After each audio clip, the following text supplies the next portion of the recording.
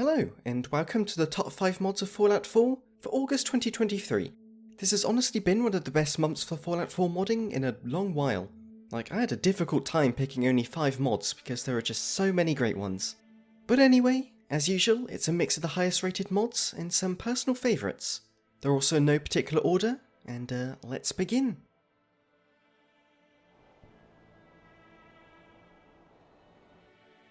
As someone who plays Fallout 4 without fast travel, I've walked the road from Sanctuary to Diamond City countless times, so this mod offers a very welcome change for me, adding a ton of locations along that route. Immediately as you enter Concord, you'll notice way more leftovers from the war, with more rubble and broken down military vehicles scattered about. And it's far from being subtle, with even a crashed airliner standing in the way. It just really freshens up the trip with new ruins to see, loot to find, and, most notably, more enemies to face. So it's great for freshening up a playthrough.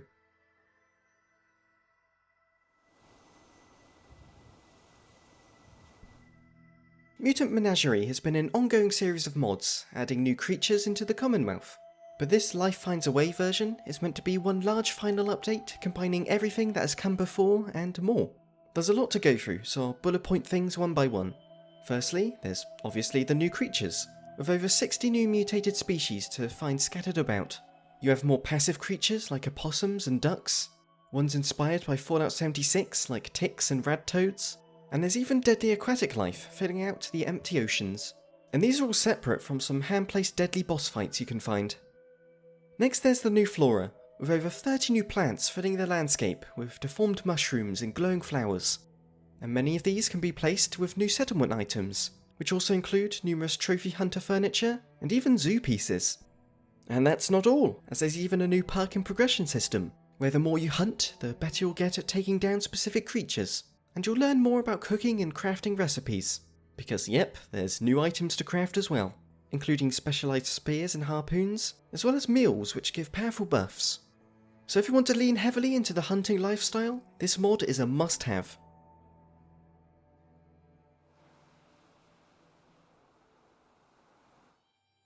The Peace and Wars mods are something that I've been keeping an eye on for years at this point, and honestly I was starting to think they'd never release. Yet here they are. And while they're designed to be played together, they are two separate releases that work well on their own, and so I'll treat them as such. So, first there's the Wars mod, which replaces many of Fallout 4's weapons with entirely new ones, favouring realism over Fallout 4's, not realism, and the lore friendliness is a mixed bag. Like a good amount of the firearms are the sort of late 1900s weapons you find in New Vegas, but some do creep into our modern area if that bothers you. These new weapons come with a plethora of attachments, ammo types, and there's even a minimum strength requirement for some. On top of this, you can craft ammo, drop ammo in a mag when you reload, damage your weapons from overuse, and clean your weapons. And all of this is ignoring the changes to combat, where you and enemies now deal increased damage, and critical hits are mostly limited to headshots. So yeah, Wars offers a huge and impactful change, which I've barely scratched the surface of. I'd say it's pretty necessary to read the Nexus page before using this one. Oh, and it is worth noting that with this mod on, I noticed a bit more stuttering when entering new areas, but it was just brief, as I assume the game is loading all these new items onto the NPC's inventories, and it's a bit taxing for the old engine.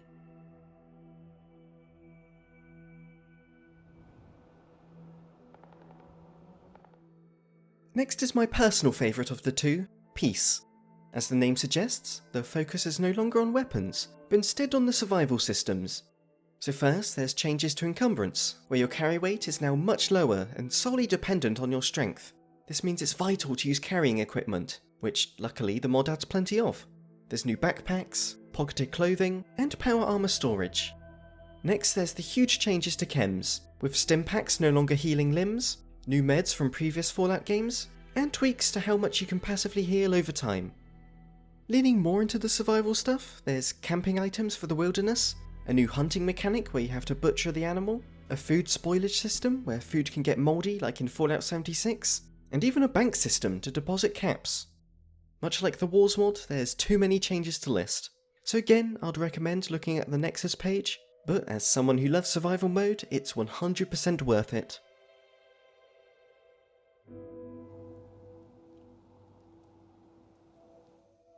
World War II inspired weapons are commonplace in Fallout modding, and while they look great, they usually lack that retro Fallout flair.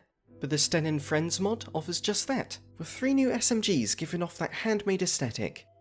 First is the simplified SMG, which is exactly that, something small and rough around the edges, but gets the job done. Then there's the handcrafted SMG, offering a bit more range, with a more thrown together style to it. And finally, the Radium SMG, offering a new way to deal radiation damage without using the same weapon every Child of Atom uses. Each of these are high quality with custom animations, sound effects, and numerous modifications.